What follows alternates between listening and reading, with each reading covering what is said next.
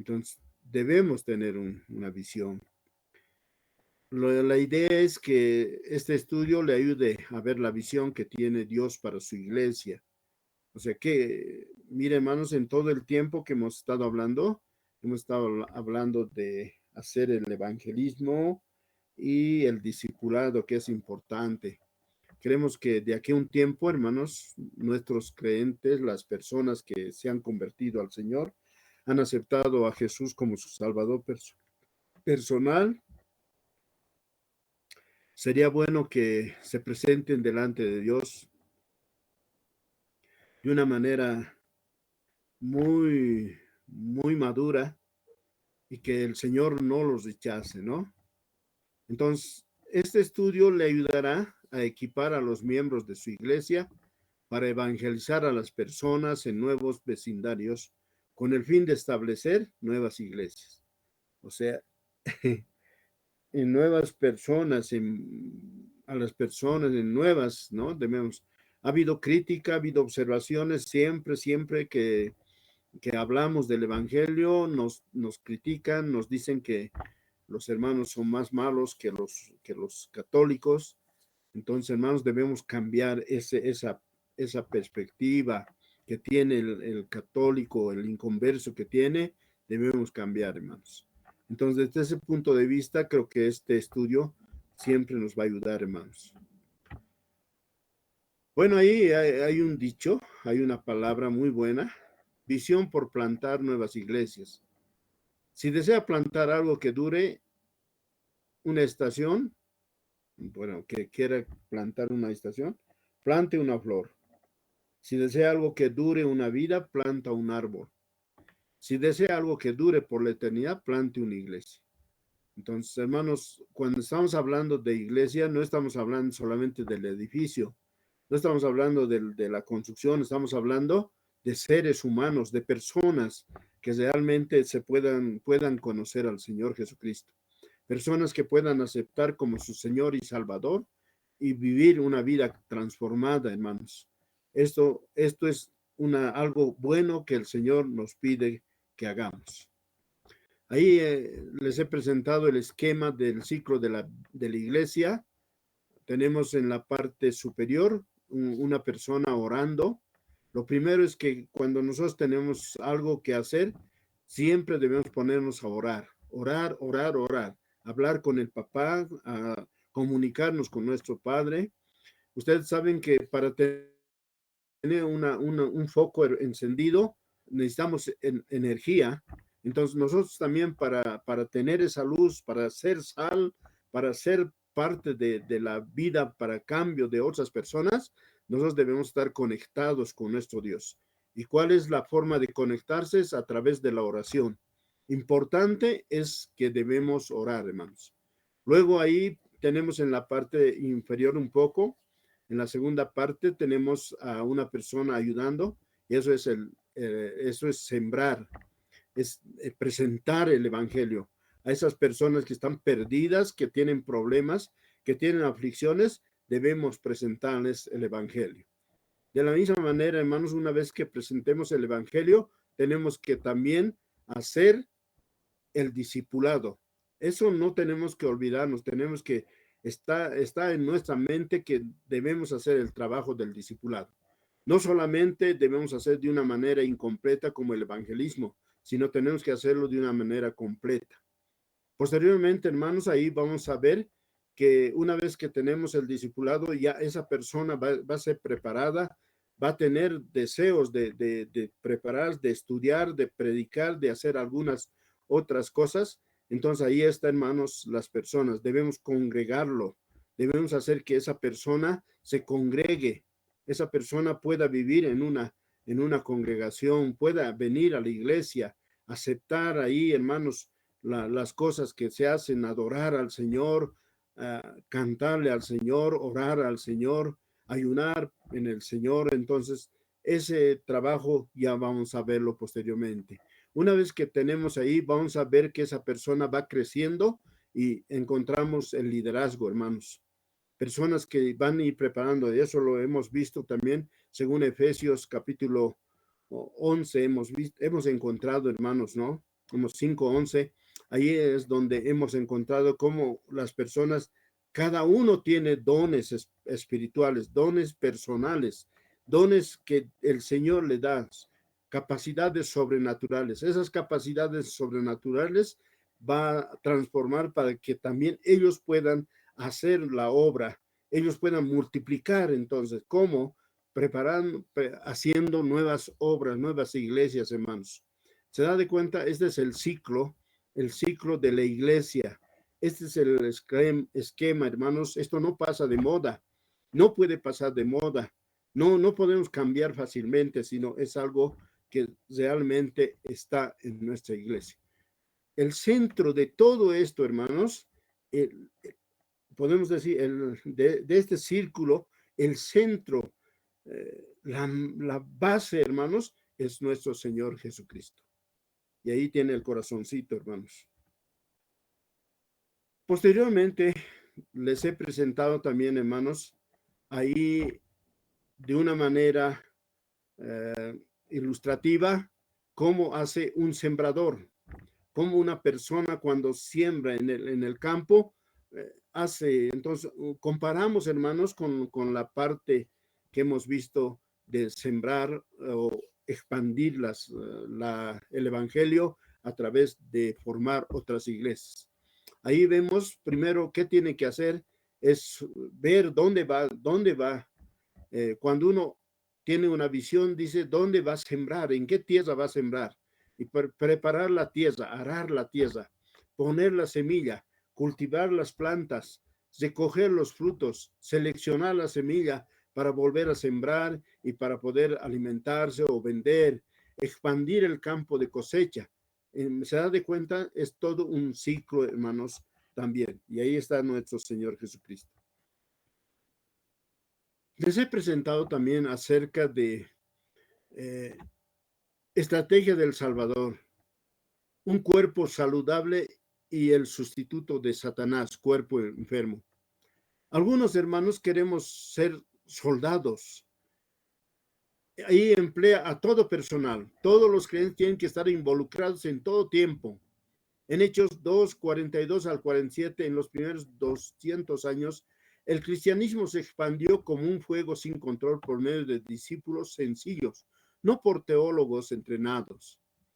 Miren, hermanos, qué buena, ¿no? Qué cosa buena. Ahí vemos a los soldados, a esas personas que aceptaron a nuestro Señor Jesucristo. Ellos no eran personas que eran tan preparados, pero podían presentar el Evangelio. ¿Dónde? Todas las naciones. Amplía la visión. Dios quiere que pensemos lo más grande posible. ¿Cuán grande es su visión? Todas las naciones, solo mi país, solo mi ciudad o solo mi comunidad. Bueno, tenemos que pensar más allá, hermanos. Yo creo que la denominación de estrella debería pensar un poco más allá, hermanos. No solamente pensar en su barrio nomás, sino tener otras nuevas obras, nuevas avanzadas, nuevas personas que acepten a Jesús, hermanos. El Alto está creciendo mucho, la ciudad mismo está creciendo, pero nosotros a veces nos estamos achicando, hermanos, no estamos preparándonos. No estoy diciendo que entremos donde hay iglesias, no, hermanos, tenemos que cuidarnos en eso. ¿Qué? Hacer discípulos. Comienza con evangelismo, continuo con discipulado, cada uno enseña a otro, la gran comisión es para todos. ¿Cómo? Ve y comparte haciendo discípulos a nuestro paso. Estimados hermanos, no nos callemos, no estemos así cerraditos, sino ya es tiempo de despertar y hablar el evangelio. Y solamente, hermanos, también nuestra conducta, nuestro testimonio va a ser mucho. Ahora, ¿qué vemos en la parte de un cuerpo enfermo? Solo espectadores, solo el clero está calificado. División entre clero y laicado. Profesionales hacen el trabajo espiritual. Los laicos apoyan a los profesionales. Los miembros de la iglesia son espectadores. Bueno, así estamos, así está nuestra iglesia, hermanos. Si usted ve, haga una comparación. ¿Cómo está su iglesia? ¿Cómo está? Si realmente está en esta parte de la estrategia, un cuerpo saludable, o está en la en la parte de como cuerpo enfermo. Ahí dice, yo y mi iglesia. Encoge la visión. Satanás quiere que pensemos lo más pequeño posible. ¿Cuán pequeña es su visión? Yo, mí y lo mío. Mi familia y amigos. Yo y mi iglesia. Olvidémonos eso, hermanos. Sino nosotros tenemos que ampliar nuestra visión para más allá. Todo menos hacer discípulo. Tal vez dirían yo no y me sentiría avergonzado. Demasiada incomodidad, trabajo, molestia, no soy calificado. Estoy contento disfrutando de sermones. Soy cristiano de cafetería, tomo lo que me gusta y dejo lo demás. Ven y escucha. Satanás tuerce de ve y comparte a ven y escucha. Él nos hace enfocar en programas dentro de la iglesia en vez de gente fuera de la iglesia. ¿Cómo detener una epidemia aislando a los portadores? Satanás impide la diseminación del cristianismo al colocar a los creyentes dentro de la iglesia. En San Marcos la palabra que aparece registrada es id, que es un mandato, que literalmente quiere decir yendo. En pocas palabras podemos traducir estar permanentemente en la palabra del evangelismo. Hermanos, esto es importante. Id, yendo. Tenemos que ir hacia el evangelio, tenemos que avanzar, hermanos. También en 2 Timoteo, capítulo 4, versículo 5, el apóstol Pablo insta al joven Timoteo y dice lo siguiente: pero tú sé sobrio en todo, soporta las aflicciones, haz obra de evangelista, cumple tu ministerio. Esta misma palabra, hermanos, es para nosotros. Usted, hermano o hermana, que está en su iglesia, es tiempo que usted también sea sobrio. Soporta todas las aflicciones, haga obra de evangelista y cumple su ministerio. Tomando los dos mandamientos que se escribieron de Marcos y de 2 Timoteo, nos damos cuenta que nuestro Señor nos insta a dar buenas nuevas de salvación. Hoy en día, cuando el mundo conmociona y en nuestra Universidad de El Salvador hay mucha necesidad palpable de Dios, la voz del Espíritu Santo sigue resonando, que predique la palabra a tiempo y fuera de tiempo. 2 Timoteo 4:2. O sea, hermanos, no nos cansemos de predicar. Usted en su oficina, en la universidad donde está, hermano, predique con su testimonio, predique con su forma de conducirse, con la forma de hablar, con la forma de saludar. Ahora ahí, hermanos, ¿cuál evangelio? Sabemos que hay muchos evangelios, muchas cosas que hemos visto, hermanos, durante este tiempo. Hay personas que, por ejemplo, los musulmanes, los testigos de Jehová, los adventistas, etcétera. Hay muchos grupos, hermanos, que realmente están predicando también. Pero ¿cuál evangelio? Entonces, nosotros deberíamos un poco vamos a ver cuál evangelio. La palabra evangelio aparece 72 veces en el Nuevo Testamento y 54 de ellas se encuentran en las escrituras del apóstol Pablo. Ejemplos: Romanos 1:16, 2:16, 15:19, Gálatas 1:11, Efesios 1:13, 6:15 y otros más. Podemos encontrar, hermanos, esta palabra del evangelio. El término griego de evangelio es evangelión y denota originalmente una recompensa. Más tarde desapareció la idea de recompensa y la palabra vino a denotar buenas nuevas o noticias gozosas. Mas el significado en hebreo es proclamar buenas nuevas o traer nuevas de victoria. En la Septuaginta, en Isaías 52, 7 al 9 y 49, 9, encontramos la misma idea de este significado, hermanos. Entonces, hermanos, eso, acuérdense, ¿qué significa evangelio? Según el griego, es evangelion. Buenas nuevas. Dar buenas noticias, noticias gozosas. Los antiguos griegos utilizaban la palabra evangelion para dar buenas noticias de campo de batalla. La noticia podría llegar por medio de barcos, de caballo, a pie, y era proclamada por el camino, el campo y la ciudad. Bueno, hermanos, era bien interesante antiguamente cómo se daba las buenas noticias. En Hechos 8, 4 al 5, dice que ahí habla, pero los que fueron esparcidos iban por todas partes, anunciando el evangelio. Entonces Felipe, descendiendo a la ciudad de Samaria, les predicaba a Cristo. Miren, hermanos, Felipe dice que todos los esparcidos iban por todas partes. ¿Qué haciendo? Anunciando el evangelio. O sea, no estaban callados. Hermanos, en el capítulo 8 de Hechos empieza una persecución en contra de los creentes de Jerusalén.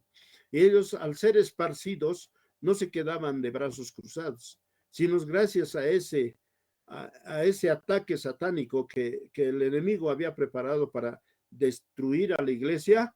Gracias a eso, hermanos, se esparce el evangelio.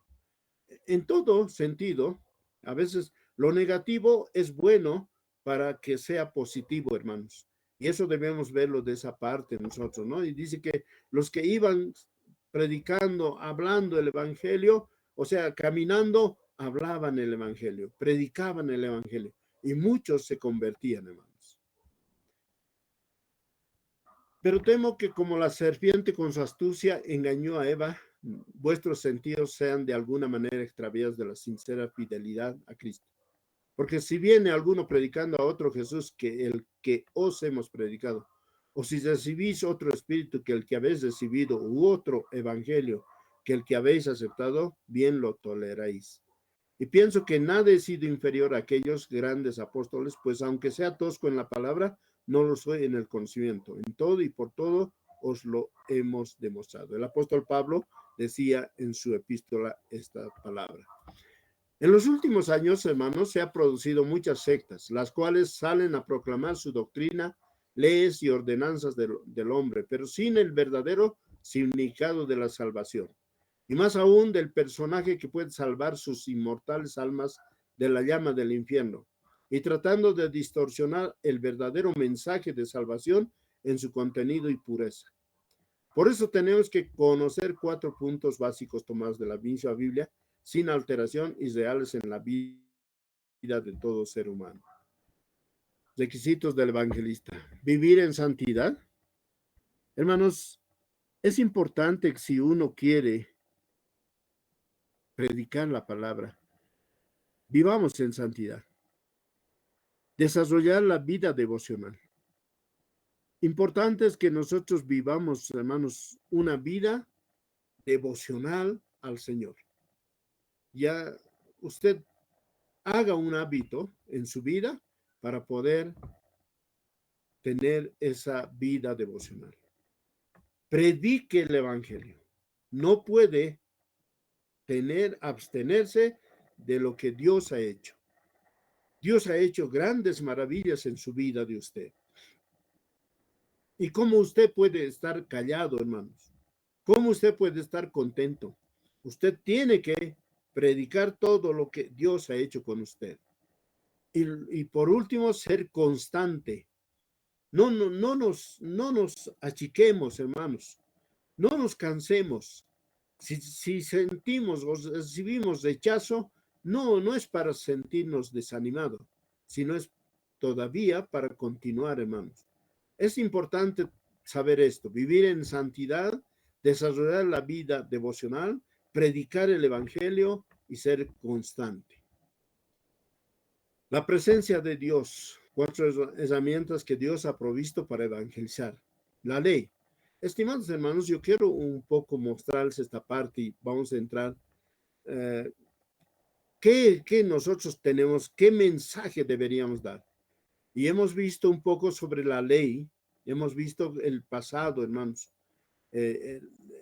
Los 10 mandamientos, por ejemplo, ahí dicen no hay 10 mandamientos que realmente nos fascinan nosotros, hermanos, y debemos conocerlo. No mentirás, no dirás falso testimonio, o no adulterarás. O sea, está hablando de la parte del ser humano, que muchas veces, sabes, como humanos nosotros hacemos daño. Y el Señor Jesucristo lo ha resumido en 2 mandamientos nada más: amar al Señor y amar a su prójimo. Entonces, hermanos, deberíamos nosotros un poco analizar. Si seguimos mintiendo, si seguimos engañando, estamos en peligro, hermanos. Uno, el conocimiento del pecado. Romanos 3:20. La ley es como el espejo, el Espíritu Santo se activa. Estimados hermanos, debemos nosotros ver esto. Sabemos que somos pecadores, hemos sido pecadores. Y como tal, nosotros nos miramos, hermanos, en la ley como el espejo, ¿ya? Donde nos dice cómo somos, qué es lo que somos nosotros. Ahora, el Espíritu Santo nos da esa convicción del pecado. Romanos 2, 14 al 15.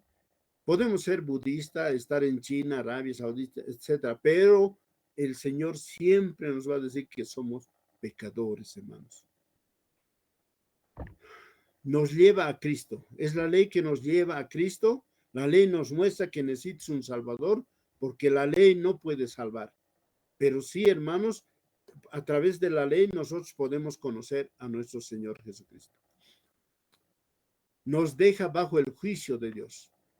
Un día, hermanos, vamos a estar delante de Dios, vamos a estar delante de nuestro Señor, y ahí es donde Él va a juzgarnos, hermanos. En Romanos 3:19 nos dice eso.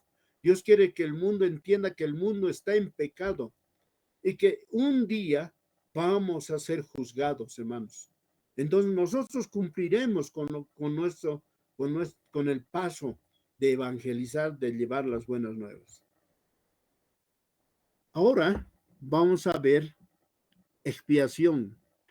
Esta palabra no aparece en el Nuevo Testamento griego, pero se encuentra en el antiguo hebreo. Su significado literal es cubrir.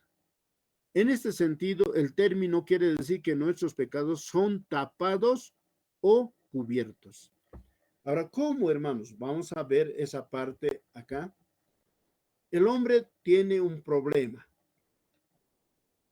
¿Cuál es ese problema? El pecado. Ese problema lo separa de Dios. No puede tener un encuentro con Dios. Y eso va a traer consecuencia.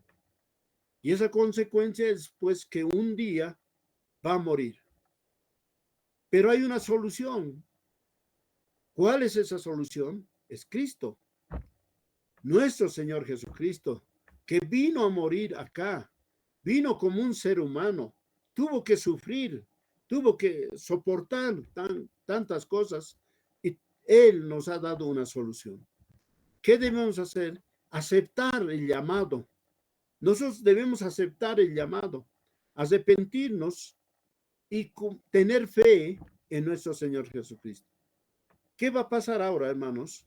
Entonces vamos a ver que nosotros como tenemos problema, el hombre tiene problema, es un pecador.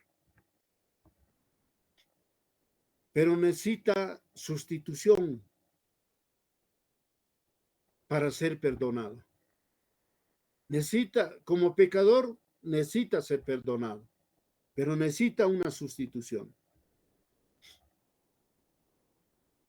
Culpable. Ese culpable necesita ser justificado para ser un día inocente. Delante de Dios, ser inocente.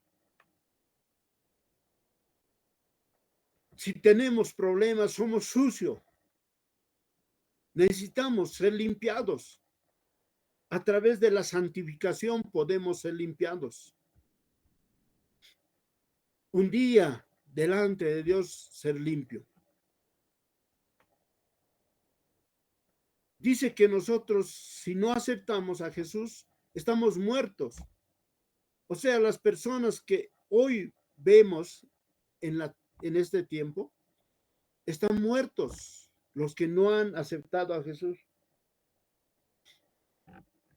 Para ser muerto, para ser vivo, ¿qué necesitamos? Regeneración. Necesitamos ser regenerados. Necesitamos nacer de nuevo. Necesitamos vivir nuevamente para tener vida, hermanos. Aquella persona que está todavía con problema, es esclavo. Pero ¿qué tiene que hacer para ser libre de la esclavitud? Ser redimido. La redención es importante para que un día pueda ser libre. Si tenemos problemas, seguimos en el pecado, somos enemigo. Pero para ser amigo, ¿qué necesitamos, hermanos? La reconciliación. Necesitamos ser reconciliados con nuestro Padre para que un día seamos amigos del Señor. Y por último, toda persona que está todavía con el problema del pecado está bajo ira. Pero para que no estemos en la ira de Dios, ¿qué necesitamos? La propiciación. O sea, alguien tiene que entregarse, alguien tiene que morir por causa de mí, por causa de usted, para que un día seamos amados. Entonces, este es el mensaje que debemos dar, hermanos. Esto es lo que nosotros debemos predicar. Si somos todavía con problemas, tenemos todavía rencor, resentimiento, todavía tenemos problemas, hermanos. Y somos pecadores. Necesitamos ser la sustitución. Necesitamos ser perdonados. Somos culpables, necesitamos la justificación para ser inocente. Somos sucios, necesitamos la santificación para ser limpio.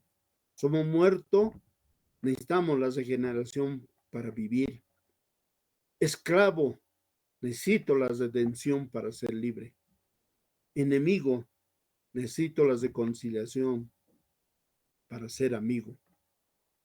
Y si estoy bajo ira, necesito la propiciación para ser amado por nuestro Dios. Si nosotros hemos aceptado a Jesús, entonces Jesús nos da ese corazón en nuestra vida y nos da, hermanos, la pasión por la cosecha, experimentando el latido del corazón de Dios por los perdidos, pasión por la cosecha. Dios busca hombres y mujeres que compartan su pasión por aquellos que no conocen a Cristo. Jesús vino a buscar y a salvar lo que se habían perdido. Dios desea que todos sean alcanzados con el poder transformador del Evangelio. Desafiar a los hombres y mujeres de Dios a experimentar a plenitud la pasión por los miles de millones de personas que están esperando escuchar el mensaje de salvación. La intimidad con Dios conduce al creyente al corazón del Padre y provoca pasión por los perdidos. Esa pasión de Dios llega a ser también la nuestra, así como nuestra intimidad debe ser continuamente avivada, también debe activarse nuestra pasión. El término visión está directamente relacionado con la pasión. Cuando la pasión disminuye, la visión se hace más distante y opaca. Los grandes del reino son los que amaron a Dios más que los otros. La pasión es el resultado de un ardiente amor por Jesús. Nuestra devoción por las almas, las misiones, el servicio a los no privilegiados todo parte de ahí. La pasión es una fuerza que arde dentro de usted, un impulso que le domina, un poder que le mueve más allá de la actividad humana diaria. No le deja hasta que los objetivos de Dios sean alcanzados. Pasión es el fuego y la urgencia que la visión necesita para mantenerse viva y activa. La pasión viene de la palabra pasere, cuya raíz latina significa sufrir. Por la pasión es aquellos por lo que uno tiene un hambre tan intensa que sacrifica cualquier cosa en pos de saciarla. Muchos de los personajes de las escrituras nos inspiran con su pasión y celo por Dios. Pasión es un fuego que viene de Dios y que no puede ser apagado. Jeremías 29. Y dije, no me acordaré más de él, ni hablaré más en su nombre. No obstante, había en mi corazón como un fuego ardiente metido en mis huesos. Traté de sufrirlo y no pude. Miren, hermanos, Jeremías había sido rechazado con el mensaje. Y él dijo, ya no voy a acordarme más, ya no voy a hablar más, pero él tenía una pasión, tenía un fuego dentro de su corazón, el cual le impedía a estar callado. Pasión es una convicción intensa que exige obediencia radical, incluso en medio de la persecución. Y llamándolos, les intimidaron que en ninguna manera hablasen ni enseñasen en el nombre de Jesús. Mas Pedro y Juan respondieron diciéndoles, juzgad si es justo delante de Dios obedecer a vosotros antes que a Dios, porque no podemos dejar de decir lo que hemos visto y oído. Miren, hermanos, Pedro y Juan habían sido encarcelados, habían sido golpeados, habían sido así, pidiéndoles que no hablen más de Jesús, pero ellos dijeron, no podemos obedecer a ustedes, vamos a obedecer a Dios, porque todo lo que hemos visto, todo lo que hemos oído, no podemos dejar de decir. Estimados hermanos, pasión es eso. Usted es un hijo de Dios que ha nacido de nuevo, usted no puede estar callado.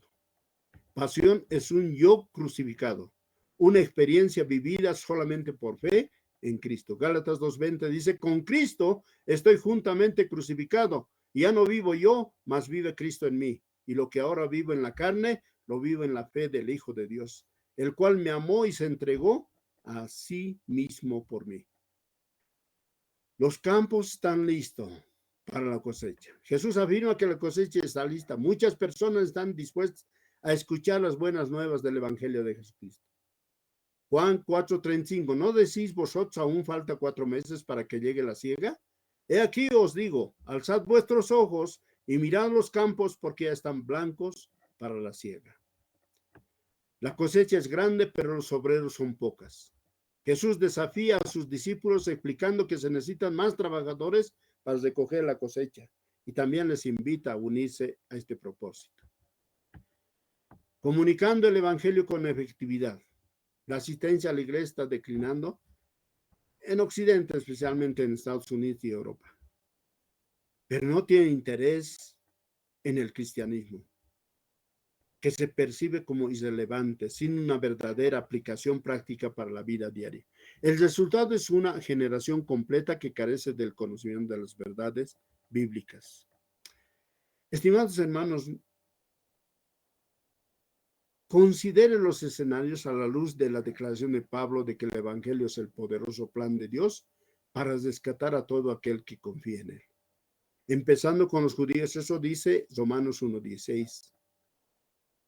Tenga en cuenta también el estado actual de su propia nación y discuta las siguientes preguntas con todo el grupo. Bueno, hemos hablado de cultura.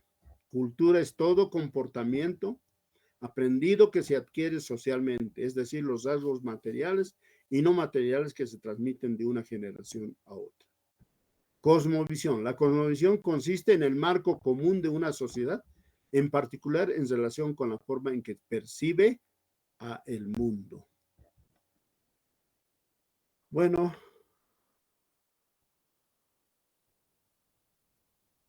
hemos dicho, hermanos, alcanzando a los países con relevancia, sensibilidad y poder. Discutir los enfoques históricos y actuales a la evangelización con especial énfasis en el intercambio de fe personal. Bueno, tenemos que romper algunos paradigmas, hermanos. Si no rompemos paradigmas, vamos a seguir en nuestra costumbre, en nuestra forma, haciendo nuestros aniversarios, aniversarios de ministerios, etcétera, etcétera. Lleno nuestro calendario de actividades y no estas cosas debemos romper. En Mateo 28, 18 al 20, Jesús dijo, ahí está, hermanos, las figuritas, dijo, toda potestad me es dada en el cielo y en la tierra. Por tanto, id, está la flecha, id y haced discípulos, ahí tenemos unas personitas, unas cabecitas, haced discípulos a todas las naciones, al mundo, bautizándolos y enseñándoles, y el Señor dice que va a estar con nosotros todo el tiempo. El 98% de las iglesias no hacen discípulos. Ahora surge estas 4 preguntas. ¿Por qué? ¿A quién? ¿Qué? ¿Cuándo? Y hermanos, esto es importante, esto no se olviden ustedes de estas 4 preguntas que Mateo 28, 18 al 20 nos dice. ¿Por qué hacerlo? ¿A quién hablar? ¿Qué decir? ¿Cuándo hacerlo? Ahí hemos visto, hermanos, somos nosotros. 2 Corintios 5, 17 al 21, dice que somos nuevas criaturas. Por lo tanto, nosotros debemos ser nuevas criaturas. Pero ahí tenemos a nuestro Señor Jesucristo que murió por nosotros, muriendo. Para que nosotros seamos embajadores a través de la identidad. Si somos cristianos, entonces somos embajadores al mundo, hermanos. Ahora, ¿a quién hablar? Mi esfera de influencia. Usted tiene, hermanos, su familia, sus vecinos, su trabajo, sus amigos, etcétera, hermano. No puede usted decir que no hay a quien hablar. Hay personas que no han conocido al Señor Jesucristo, aún dentro de su familia, dentro de sus amigos, dentro de su trabajo, dentro de sus vecinos. ¿Qué decir? Mi testimonio en 15 segundos. Ahí hemos explicado cómo podemos hacerlo en 15 segundos, hermanos, y usted lo puede hacer mejor, mucho mejor. No haga algo abusivo, hágalo sencillo. ¿Qué decir? Ahí, hermanos, el evangelismo personal. ¿Cuándo fue la última vez que invitaste a alguien? Somos sal y luz, a tu casa, a tu iglesia, a almorzar, a un estudio bíblico. En Mateo 5, 13, 14. ¿Cuándo hacerlo? Ahí, hermanos, póngase metas. Y le dije que ustedes tienen que ponerse metas, orar diariamente. ¿A qué horas? ¿A qué horas va a ponerse? Compartir el evangelio, entrenar, hablar, hermanos, con esas personas. ¿Cuándo lo va a preparar? Obedecer a Jesús. ¿Cuándo? ¿Dónde? ¿A quién más? Estimados hermanos, es importante que nos pongamos metas. El discipulado, lo que has oído de mí ante muchos testigos, esto encarga a hombres fieles que sean idóneos para enseñar también a otros. Hemos hablado del discipulado, ahí 3, 12, 70, 120 y la multitud. Jesús, el discipulado, él ha dicho solamente, ha tenido 3 personas que eran más de su intimidad, pero eran las 12 personas que siempre estaban con él, y los 70 también a los cuales mandó de 2 en 2, y los 120, hermanos. Y luego tenemos la multitud. Este proceso está representado por una línea de tiempo continuo que comienza con Jesús y prosigue a través de los siglos hasta nuestra generación. Jesús, Pablo, Timoteo, 2000 años de discipulado, discípulos contemporáneos. Hoy, hermanos, gracias al Señor, hoy podemos ver esto. Bueno, este pasaje de Lucas 9:23 dice, si alguno quiere seguirme, niéguese a sí mismo, tome su cruz cada día y sígame. Sígame no se puede separar de negarse a uno mismo, tomar la cruz e ir y hacer discípulos. Estimados hermanos, nadie le está diciendo que usted va a hacer el discipulado de una manera bien, alegre. Quizás va a tener rechazo, va a ser insultado, va a ser provocado. Quizás, hermano, va a ser dañado. No se preocupe. Solamente usted persevere, manténgase constante hasta el final. Hay algunas actividades que me gusta hacer que no quiero dejar. Por eso no puedo discipular. Hablar de Cristo, pero mis amigos o mi familia no lo van a entender. ¿Qué pasaría si no les caigo bien? Van a burlarse de mí. No voy a sacar la nota que quiero. El jefe va a pensar mal. No avanzaré bien en mi carrera. Espera un minuto, dar mi dinero, ¿qué cosa? Mi tiempo. ¿Quieres esto también? Entonces, estas cosas nos impiden, hermanos, a que nosotros realmente podemos vivir con Cristo. No es cómodo compartir con mi vecino acerca de Cristo, invitarle a un evento en la iglesia, involucrarme más en la obra, prepararse para la obra, puede ser un costo de tiempo y dinero y humildad. Enfrentar a una persona que nos lastima o que ha hecho algo mal. A nadie le gusta el conflicto, es más cómodo evitarlo. Dar más ofrenda para la obra, conversar con mis líderes o mis padres acerca de mi llamado, ir al campo, muy incómodo. ¿Cuál es su corazón de usted? Su corazón del Señor es ir, compartir la bendición, incluir a todos en su poder, su decisión.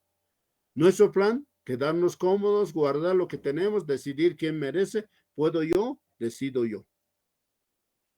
Somos fieles solo cuando nos conviene o somos tan egoístas. Así como un bebé, cuando uno va a empezar el discipulado, hermanos, es como tener un bebé al cual debemos cuidarlos. Cuidar o descuidar.